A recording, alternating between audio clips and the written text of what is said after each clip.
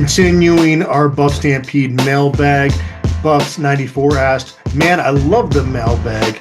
Any chance somebody could give an update on some of our lesser-known players like Yaya Atia, Malachi Murphy, Ben Boozy, Brandon Davis-Swain, Kyron Garcia? Also, who has injuries precluding spring ball? And what are the chances Philip Houston makes it back for the start of the season? Some of these are they're all good questions. Some of them will be easier to answer after spring ball. We have not had a chance to talk to any coaches in the program since the end of the season. So in terms of injuries, you got to kind of rely on well-off media right now, and then we'll get into some of those updates as we get through it. Are there any of those young guys that kind of jump off the page? I think Yaya Atia was somebody that was really put together coming in, and now he's got a year in the program. It's just hard to know and exactly how ready he is at this point. Well, and I think Yaya Atia is a guy, if he's not playing, I'll be very surprised if he's not playing a lot this year. And I think he can play all three of the interior positions. We've seen him snapping the ball with quarterbacks out there on some of those well-off media videos. And so he's clearly doing some work at center. I would think guard would be his most natural spot right now. But, he's a guy that's 6'4" and 310 and just massive and huge. And, one of the things that kind of stood out to me all through the last season was he's always in the front of everything because he shows up, he shows up on camera because he's right there in the front, even down at the Heisman celebration, he's right there in front. And that tells me that he's bought in and he's invested and he likes it here. And I just think he was better coached in the high school level, even though he was in London than because it was an NFL coaches and whatever. And he was very well prepped. And so I think Yaya Atia is a guy who is going to be ready to play this year. And will he beat out some of these older guys? I don't know. That's the whole point of practice is to find out. But he's got some big old hosses and talented dudes in front of him. So if he doesn't play this year, I think he'll be ready next year. Movie Buff asked, William, who are you most excited to see in the fall? Our new kicker or our new punter? And along those same lines, Sigomatic asked thoughts on the long snapper. So we're going to get our special teams breakdown from Mr. William Gardner right now. Did you want to talk about any of those other guys? The other guy? I want to get into some spring ball, to have.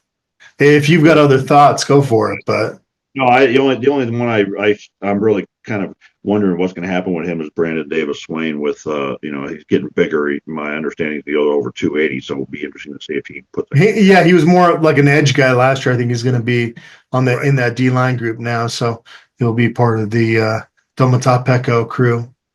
And the funny thing is we look at him and we think, well, he's been here a long time, but he's still a freshman, like a true freshman in terms of his football eligibility, but in terms of being in school, it's just going in. But so he's got a lot of time to still keep growing and get bigger. So I think he'll wind up on the defensive line, the interior. But are you avoiding the special teams question? Is that what's happening right now?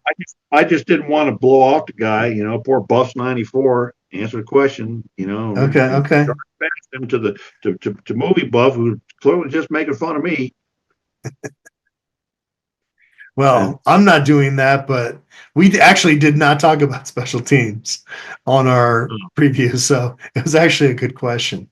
Well, and I think I get your hesitation there because you're Hoodie William today, and we don't want to poke the bear too much here. Well, I'm not hesitating. I was just going to, I think long snapper.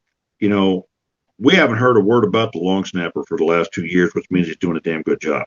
Well, Cameron Hawkins was the guy last year. Yeah. And before that, it was Cameron Warchek. He went to Washington on scholarship. Yeah. So, yeah. Cameron Hawkins was actually one of the guys that got to SeaWorld for the media day that we did, where he got in the water with the dolphins. It was cool to see him out there. And isn't the governor the long snapper this year? The governor is doing governor things. I think Cameron Hawkins is going to be the long snapper again this year. All right. Well, there's nothing to be said about the long snapper until he screws something up. So I mean, it's been Yeah, efficient. yeah, It's worked the last 2 years. What are you going to say? yeah. Either you do it or you don't. I don't know. As far as the kicker and the punter, I'm going to punt. And that's it. Okay. Well, I mean, All I right. don't know. I mean, we haven't seen. We got the kid from Kansas. I mean, You love Alejandro Mata. What are you doing here? You but love no, I him. mean, so I'm trying to ask the damn question. See, now you're jumping all over me. We got the punter from Kansas, so you got a guy with a body of work. I don't know. Are Yeah. people about that? I mean, He was not as efficient as Mark Vassett was this past year. yeah, So right. you got to see a He's not little improvement out of him. Yeah. right. And he's not the cannon of a leg or anything like that. So I mean, I guess he's a serviceable punter. He's not anything that makes me go, oh, hey, let's not get a first down so we can punt.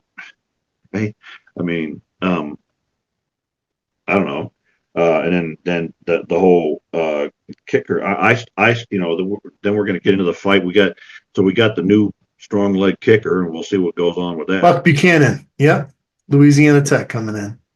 I still like to put the kickoff at the goal line, but I've been shouted down on that by everybody and their brother. But because there's too much downside to that. I think is the whole thing. Except it only burned us once the whole season, and right. We got because better. You had a bunch of hyenas running down on kickoff coverage, right. And I guess you could try to create that culture every year, but I don't know. I get the thought of like just put them on the 25. Let's go. Let's get our defense out there. Yeah, and I think I like Mata as a kicker, and I think he's got a certain range, and I don't think it has hampered our offense too much. That he doesn't go beyond that range. I mean, if you're relying on Mason Crosby all the time, you got a problem with your offense anyway. Yeah. All right, that was good analysis. Do you want to say anything about Alejandro before we move on? Well, I don't know. He needs to dance more, I guess. Okay. Him kicking the game winner at Arizona State 2 years ago, and Coach Prime telling him, "Get your butt back on the field, do your dance." That was a great moment. Yeah, and that's why guys want to play for him because people and let me just take a tangent off of that because people say that Prime is all about Prime and putting himself in the spotlight, and it's not true because he wants these players to be in the spotlight and get their share of it too, and that's exactly because after a thing like that, the camera's going to be on the head coach, and so he made sure that the player got the camera time for that. Yeah. All right, let's move along. GK Buffs asked, with the coaching limit changes, how do you see each position group's coaching staff filling out? We've seen it on the O-line and curious how that translates to other groups. So what he's kind of talking about is there was a limit on field coaches during practice. And you've seen now there's going to be George Hageman and you've got Andre Giroux coming in to help out with Gunnar White on the O-line.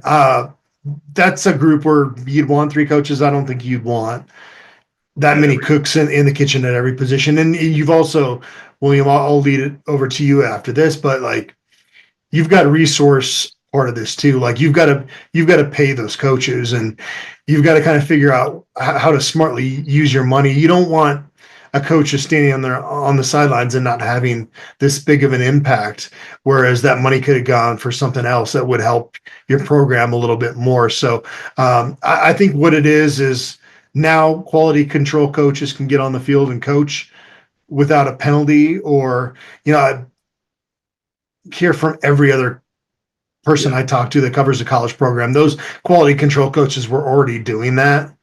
So now it's kind of like NIL. It's like you don't have to hide it. Just get out there and let those quality control coaches help out a little bit.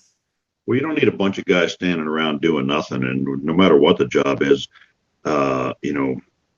people that don't have a role are not happy people.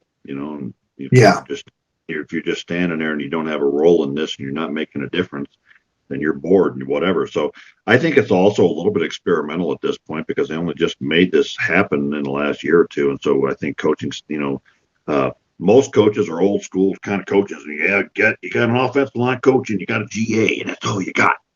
So I think coaches have to figure it out as they're going along and see what combination of people on the field makes the most sense for them. I've always thought that the offensive line needed 3 guys, because you got so many guys that got the most players on the team on that position, and they play 3 very different positions. People don't ever think about this. They play 3 very different positions on the offensive line. So having those 3 coaches can really make a difference, and there's a lot of ways you can use them. Now I think Tommy Robinson's left, right, at the running back. So it is. It sounds like he's going to UTSA to be their running backs coach. Correct? Yeah. So we'll have Marshall. I have not sourced that. I'm trying to. Who reported? I think Football Scoop reported that he was going there. Yeah. But you don't. What do we got? We got 1, 2, 3, 4. Wait, 1, 2, 3, 4, 5, 6, 7 guys, including the walk-ons. I mean, how many coaches do you need for 7 dudes? Yeah, there can be a law of diminishing returns too, right? Like in more so if you don't have coaches that are on the same page. If you got coaches telling different messages, then you got to get all the other coaches out of there because that is just a disaster waiting to happen. And I think one of the things that's always underrated that fans don't think about very much, but the smart coaches do, is you got to have enough coaches to run a good scout team. And if you just put guys over there and they got to read cards and they're going to go through the motions, if you've got actual coaches that'll work with them on their technique while they're doing it, you can actually get more out of that group and a lot more development of players while they're working against the number 1 and the number 2s. So lots of different ways you can use them. And then, frankly, where a lot of the bodies can really help is breaking down film of opponents, and then really if you're smart, you have somebody that breaks down your own and does your own film every week and says here's what I'm seeing. We ran this thing way too often and they adjusted to it. Here's our tendencies and what have you. So there's a lot of things that guys can do off the field as well in terms of a larger staff. So I don't know. I think Coach Prime is sort of learning. He just seems to learn something new every year, and I think this will be true this year as well, and be just keep continuing to more efficiently use that staff. But I like what we've done on both of the lines, and we'll see how it plays out. I just can't personally believe that an offensive line that's got Andre Giroux involved in it, isn't going to push people around. It just seems like it's like, I don't know, snow falls and it's cold, right? Andre Giroux and offense steamroll people, Buffs 94 asked final one. Oh, did he ask more questions earlier? He did. Yeah, he asked about the spring ball guys. He's got another question here. Do all the walk-ons we have left just get converted to scholarships? No, actually kind of a similar response to the last question. It's not cheap to provide a full cost of attendance for a college athlete. You can't do that. And I think the NCAA thinking that they should go to 105 scholarships in terms of the limit is just stupid. You have so many more unhappy people that are in your program, even if they are on scholarship. We've seen Colorado not even get to 85, and there's still a few, like, no offense, but a couple dead weight guys on the roster every year. Yeah. Like, you don't need that many players. You need north of 70, I think, to have enough depth. You need depth, but you also need enough to run good scout teams with quality players. You don't want to run your scout teams with a bunch of guys that are nowhere close to the Power 5 level, otherwise you get nothing out of it, right? So you need to have enough quality guys, and a lot of times that's where you develop your younger guys and what have you. But I think we're going to be run. I think Coach Prime, everything we see from Coach Prime says he's running this like an NFL program, right? And that's going to be the same in the numbers as well. You've got that small squad in the NFL, and I think you'll have that here. You want to have more. You need to have more guys at this level because a good percentage of them are 17 and 18, right? You don't know how long it's going to take for them to become players. So there's a development process here, whereas the NFL, every guy is going to be 23 and older, so he's fully physically mature, and then it's up to you whether you pick guys that can play or not. Here you're picking guys up at 17 years old, and I don't know, man, you don't always get it right. So yeah, I think 70 to 85 is probably the sweet spot, and most of those walk-ons probably won't be around. Today's episode is brought to us by Macaulay Capital Fractional CFO Services. Is your business looking for financial guidance and support, but not yet big enough to hire a full-time CFO?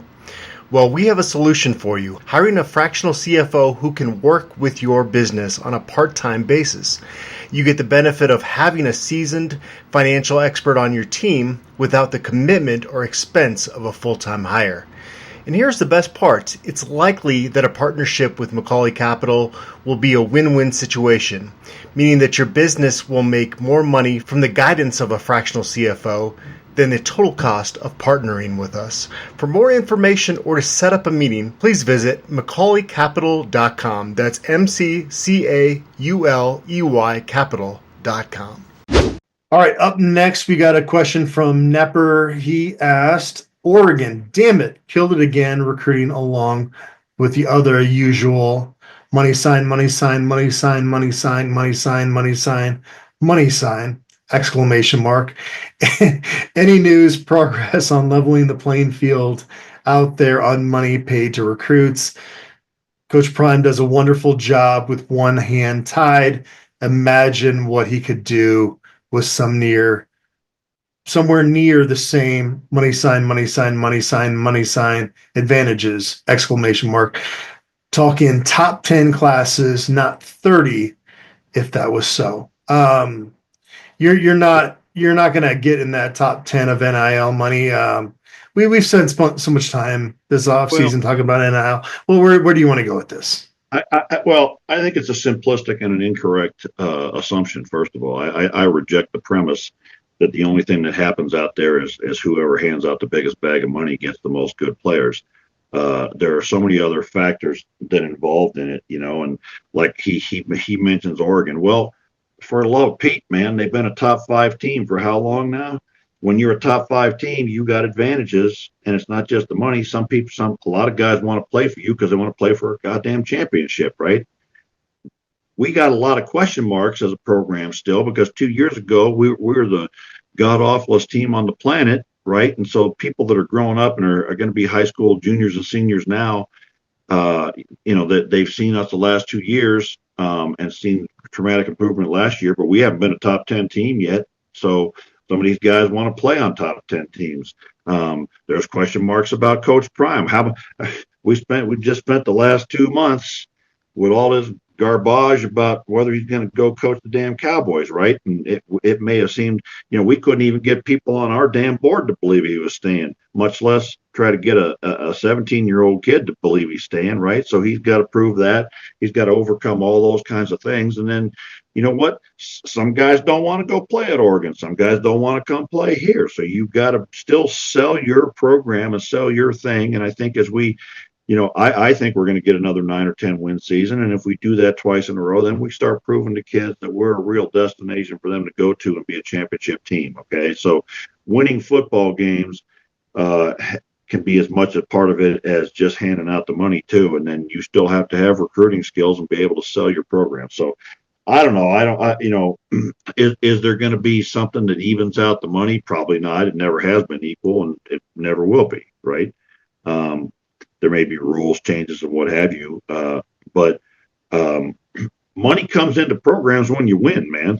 And when we won a national championship in 1990, money flooded in. We built a new building. So if you want to believe that recruiting is only about how much money you hand out, go ahead and believe it. It ain't as simple as all that, but I don't know. I guess that's my 2 cents on it. Well, it just the more regulations there are with NIL, the better for Colorado. And there are going to be more guide rails put in place. It's a very complicated thing with Title IX and the courts and all that stuff. And so, but I just think that if you're looking at top 5 teams, the teams that are in the playoffs every year, and you're saying, well, they're only getting great players because they pay them more money. Well, that's bullshit. I mean, there's just more to it than that. Well, the currency of still only being able to put 11 starters out on both sides of the ball will keep it to some level of parity in college football, no matter what happens there. And certainly there could be all these guardrails and rules put in place. And yeah, you're going to have some schools that are going to cheat and try to get around that. But I think things are trending more in a positive direction for Colorado to compete in that. It just has not worked itself completely out at this point. No, but you know what? If you win 12 or 13 games, you're going to have a recruiting advantage over a team that wins 9. Yeah. So we've talked enough about NIL again this offseason. Let's move around to Wet the Beak 34's question. He asked, CU has traditionally had a very apathetic booster/donor base. Do you get the sense that has increased substantially with Prime or marginally? That has increased with Prime. I guess we could have lumped those questions together. Colorado has gotten a lot more support. Is it to the point of where you'd want things to be? No, you want Colorado to be at the elite if you're a Colorado fan. But if you have not seen it, I did a good interview with Reggie Calhoun Jr., the new NIL director, and he talks a lot about just the brand value they have at Colorado. And again, kind of going back to my last point of like how more regulations can really help them out, because they do these guys, because of Coach Prime and his notoriety and what he, the eyeballs that he puts on Colorado's program, it really does help.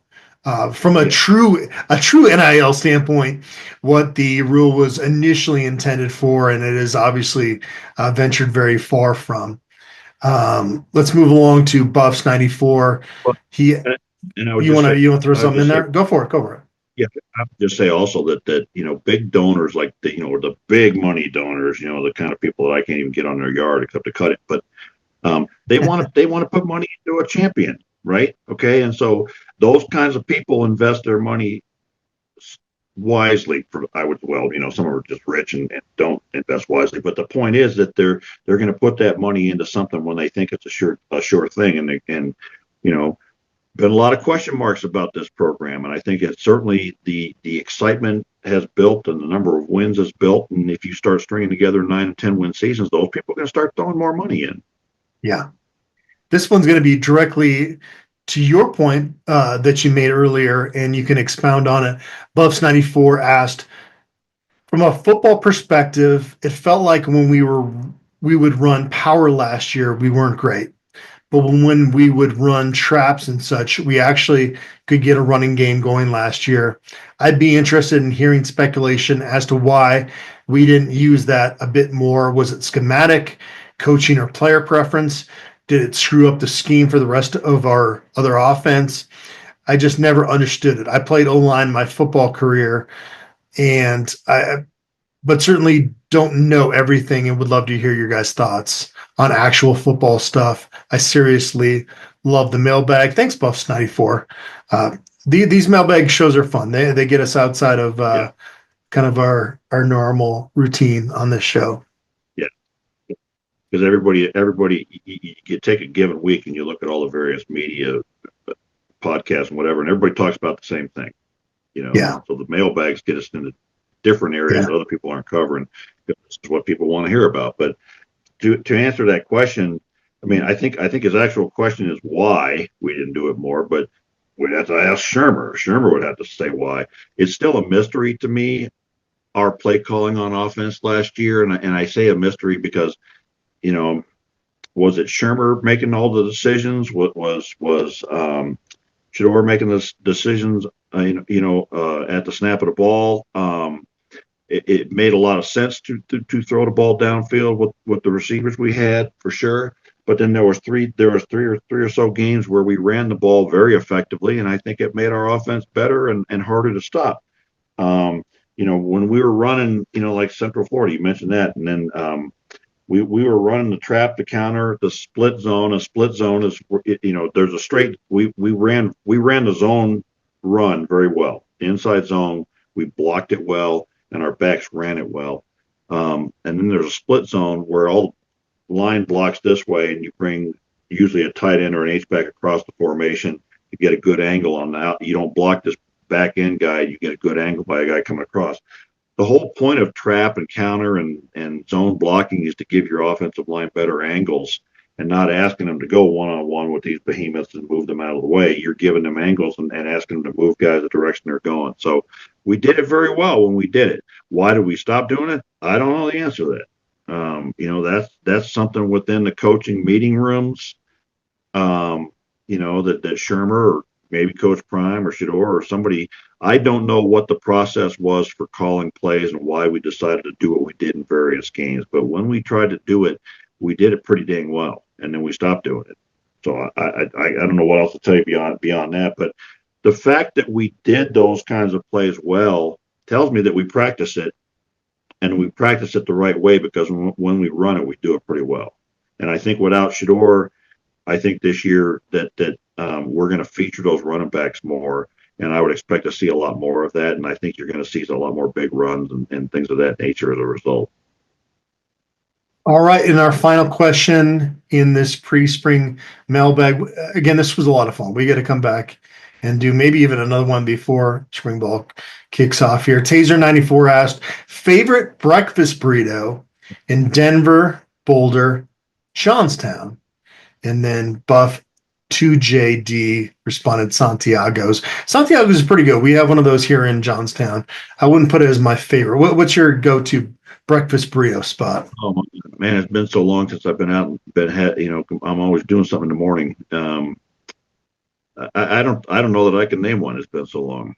Okay. There used to be a place down in Santa Fe, south of downtown, and they served a breakfast burrito that was basically the size of my head, right? And it was fantastic. And I can't remember what that place was Big called. City Burrito. They have one of those.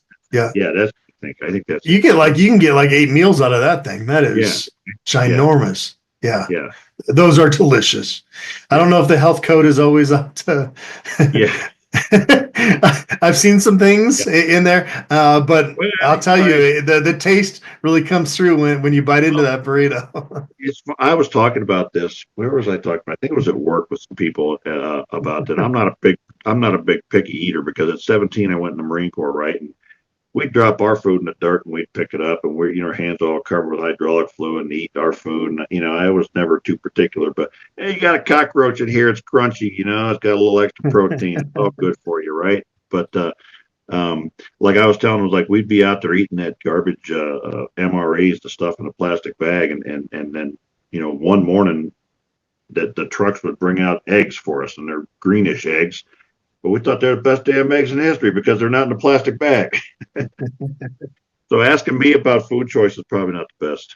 Well, if you're ever up north in Colorado, Two Amigas Cucina in Loveland, I've sampled a lot of the breakfast burritos around up here, and that is by far the best. Santiago's is definitely not bad, as Buff J was it 2JD asked or said. I would say they need to put some more meat in their burritos, Santiago's. I don't know if you've had that recently. It's very delicious. They have great green chili. I wouldn't put it number one. Illegal Pete's is always, to me, whether you're in Boulder or Denver, I have yet to have a bad meal there. If you have not been there, William, I got to get you to one of those. I have before. And then we got a little place just down the road down here, La Fogata. It's a family little place, and it's got really good Mexican food. But yeah, if you have some breakfast burrito spots in the Colorado area that you really want to tout, or even if you live in a spot that Colorado's traveling to in the future, man, I'd love to try it out. So drop those into the comments on BuffStampede.com, or if you're watching this on YouTube. I always enjoy trying new spots, but a lot of places, they mess up how they cook the potatoes, or there's just kind of flimsy bacon that they throw in there. Two Amigos Cucina, like they have everything that is top level, and their green chili is next level as well. So I would definitely recommend that if you find yourself up more in northern Colorado. Consuelo's in Fort Collins is pretty good as well. I'm trying to think of some other places, but If you're listening to this podcast in Nashville, go to the Blue Sky Cafe because they got a pretty good breakfast. okay. All right, William, this was a lot of fun. We got to do another mailbag show, like I said, pretty soon. Yeah. You got to kind of prod them to get the questions in there, though. We'll say it again. I said sometimes you got to prod them a little bit to get the questions in there. Yeah, people just want drama right now, and I just want to cover some CU football if that's allowed going forward. Yeah, I would love that. Right. Get them back on the field. See what we got. All right. William, you are the man, and I can't wait to see you at the Hungry Toad with some BuffStampede.com subscribers this Saturday at 6 p.m. And again, we're going to do this again soon. Appreciate everybody out there for tuning in.